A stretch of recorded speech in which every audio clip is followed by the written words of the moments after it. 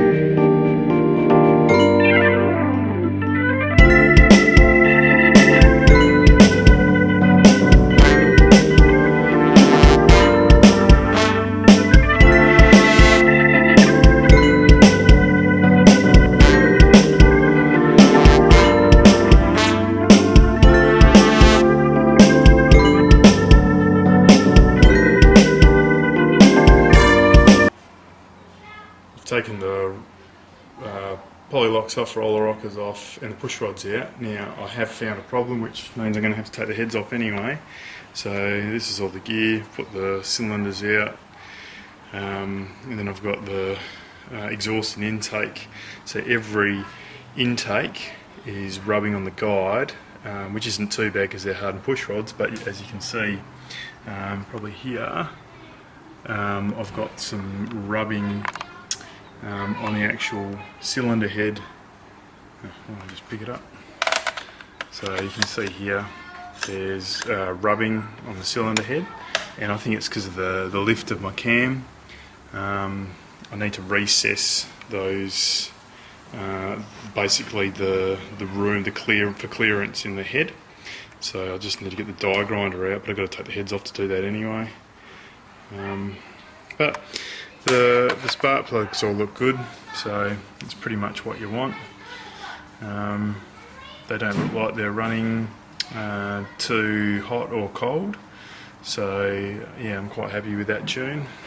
But I'll retorque the heads anyway, but yeah, I'm going to have to take them off eventually. I just can't wind it up too hard.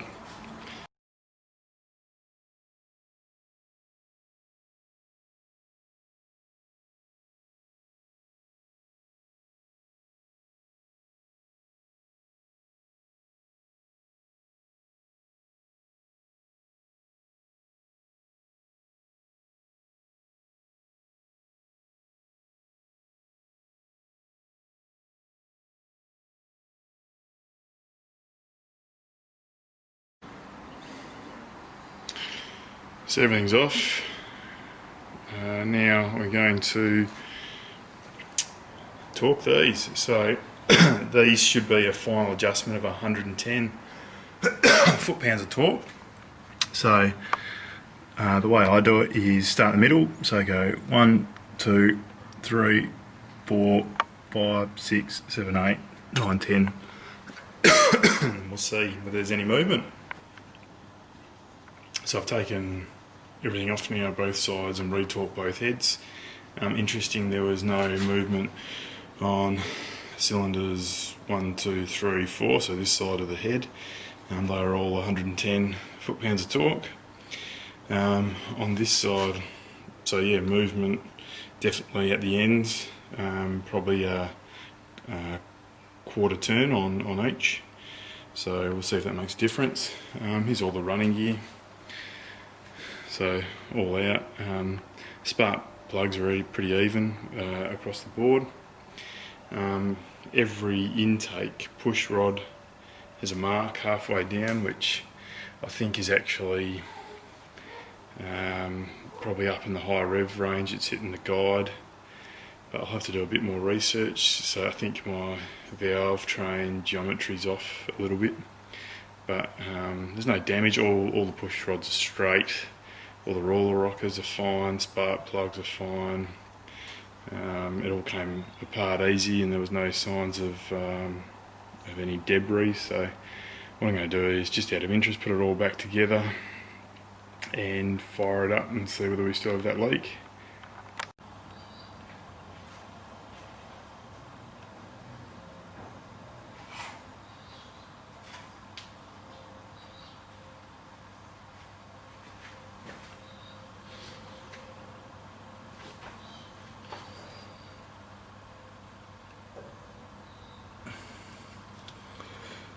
Alright, so how I like to install the pushrod guides and line them up is to just start the studs, and I'll tighten the studs down all the way and then just back them off half a turn so I can push the guide up and line up the push rods. So just tighten these down.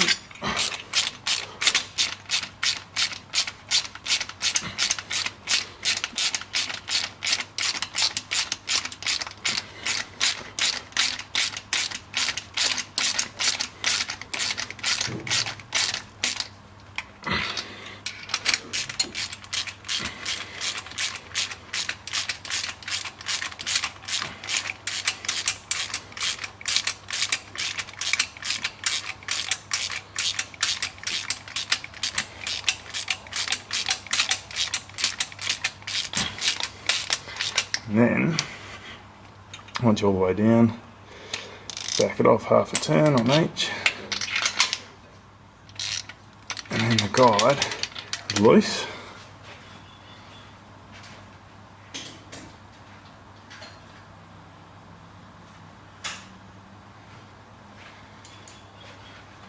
And I get my push rods, making sure I know which is which.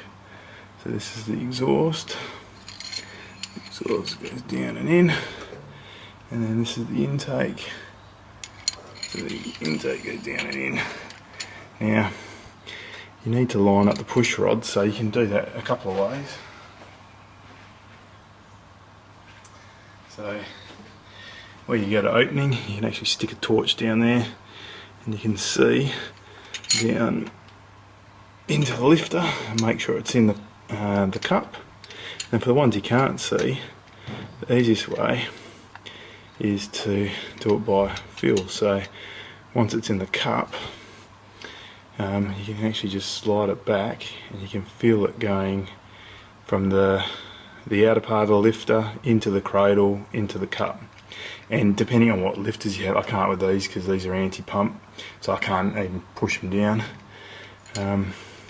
But once it's in the cup, you should be able to twist it with your fingers in all directions and it shouldn't go out of the cup. But really important that you have it lined up. Actually, I'll show.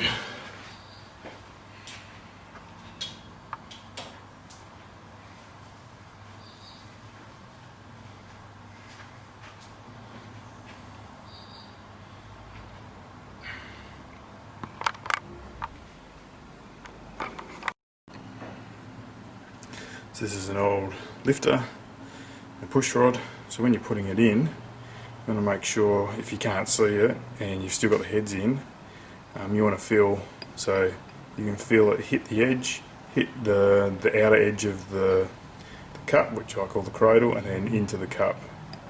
What you don't want is to adjust your lifters when they're sitting on the edge of the lifter, or even worse when they're off. You're just going to bend a push rod. So yeah, 1, 2, 3, and then twist it around and should all be good.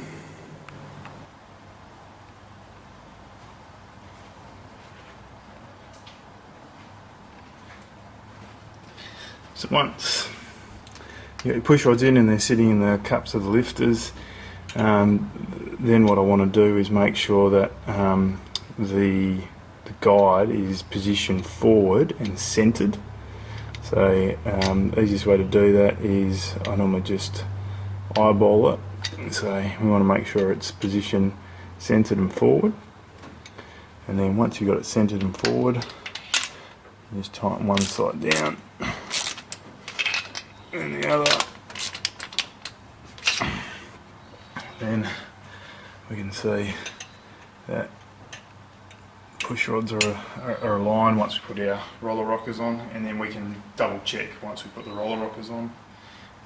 But we'll just put them in hand tight with a ratchet and then go through and torque every one to 45 foot-pound of torque. So that's what these 7/16 adjustable rocker studs require.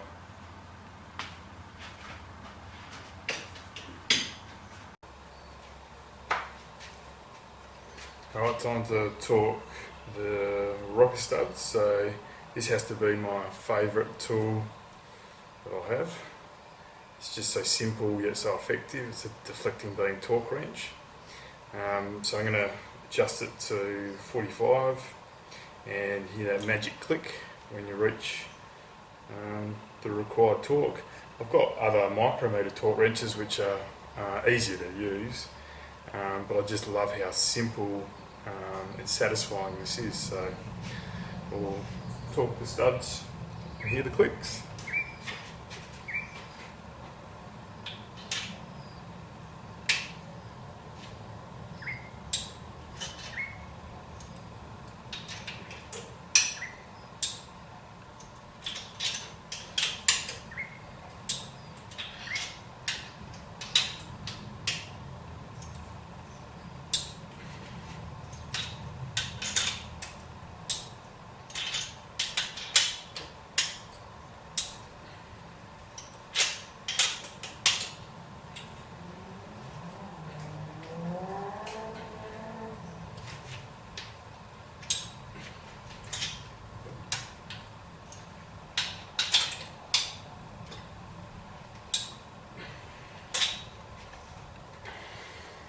Simple as that.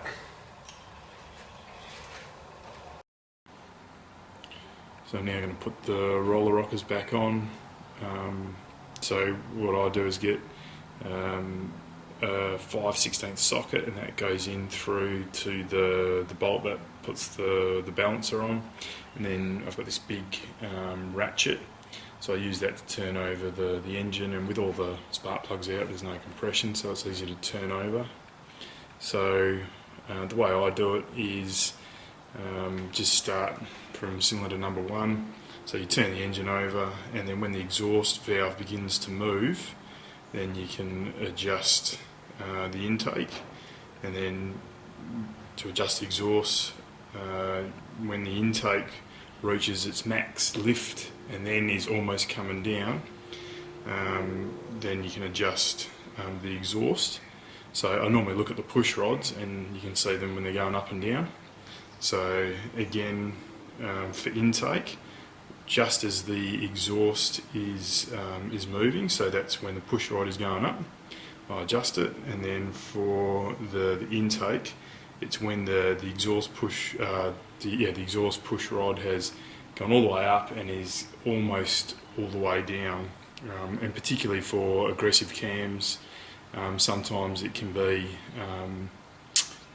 a bit skewed if you try to do it by the firing order and adjust like three valves at the same time. So for my lifters, it's 1/8 preload, so there's hardly anything. So I take the push rod, move it up and down until there's no more slack.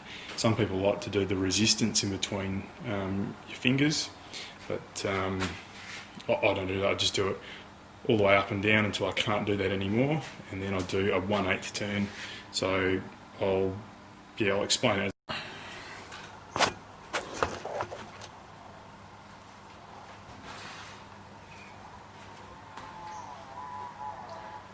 So we're going to put the roller rockers on. We're going to adjust the roller rockers for preload. So what I do is, you've got here on this side, so in Cleveland you've got number 1, 2, 3, 4, 5, 6, 7, 8. So you've got exhaust, intake, exhaust, intake, exhaust, intake, and so on. So you adjust the exhaust, so this one here, when the intake has come all the way up and is almost all the way back down, and then you adjust the exhaust when the intake has just started to go up. So we do that per cylinder bank.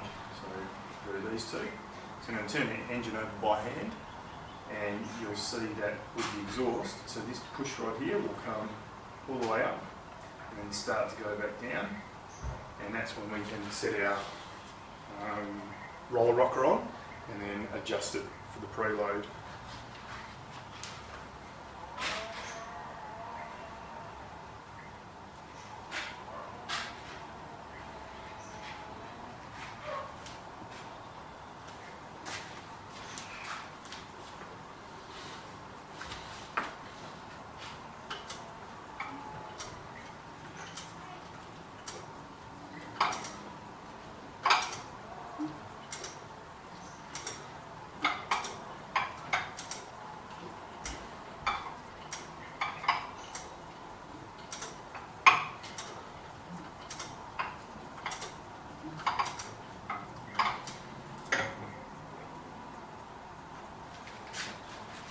So now we can adjust it. So we get our roller rocker.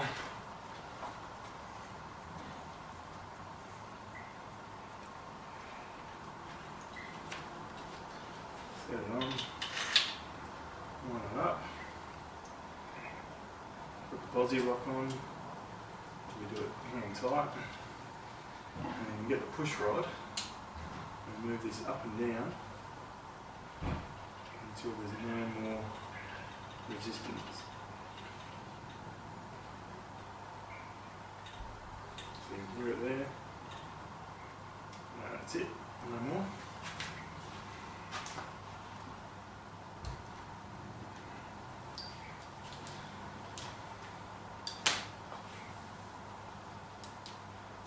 So then with these roller rockers, it's 1/8 turn. So if I was to put this in here, quarter turn would be almost like 9 o'clock to 12 o'clock. I'm going from 9 o'clock to 10:30. Then I'll put my Allen key in here just so I can set the adjuster screw. So I'm going to do 1/8, so 1/8 is out there, and I'll do the adjuster screw.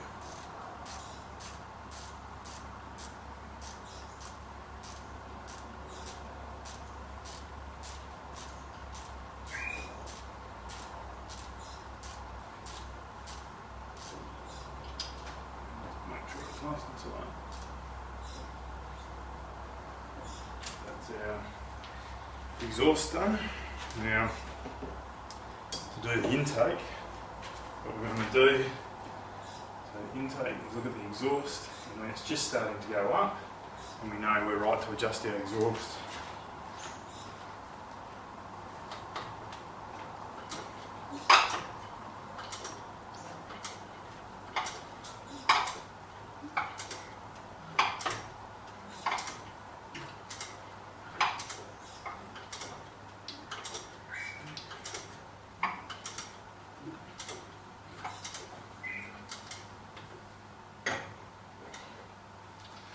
Just started to move again.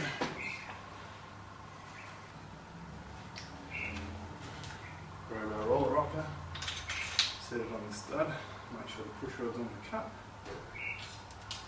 tighten down the Aussie lock, grab the push rod, lift it up and down.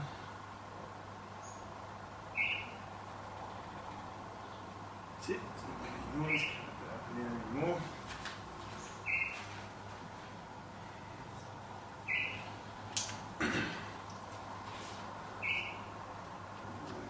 Set screw, and then pick your position. Again, we're going to do 1/8, so that's about 12 o'clock, so we'll do it to 1:30. 1:30 is there. Then we'll do that.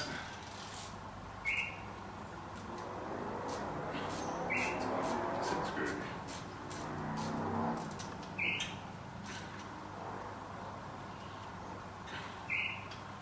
That's it. That's how I adjust my valve train.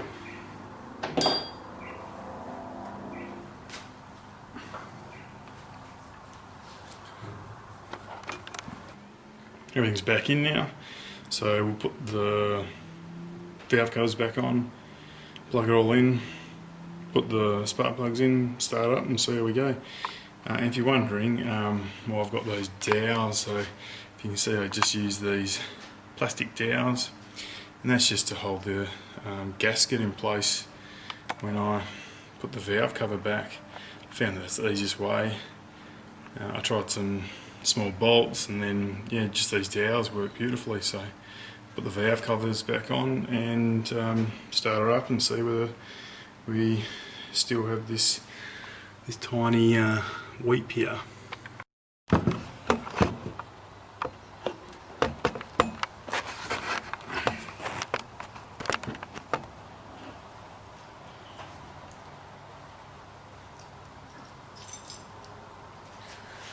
Alright, moment of truth, so everything's back together, we'll start her up.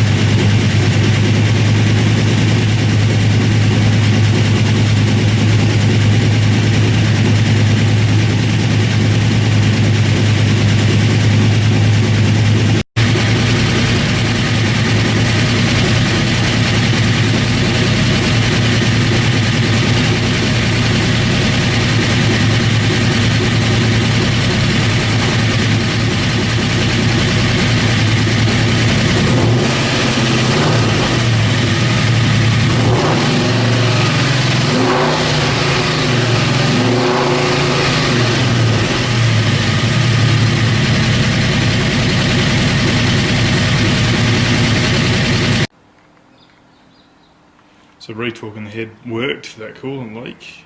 It's not weeping anymore, which is good. I did a couple of heat cycles up to 100 degrees and back down to 85 through the rev range, and it's all good. So that actually worked. Stay tuned for the next video.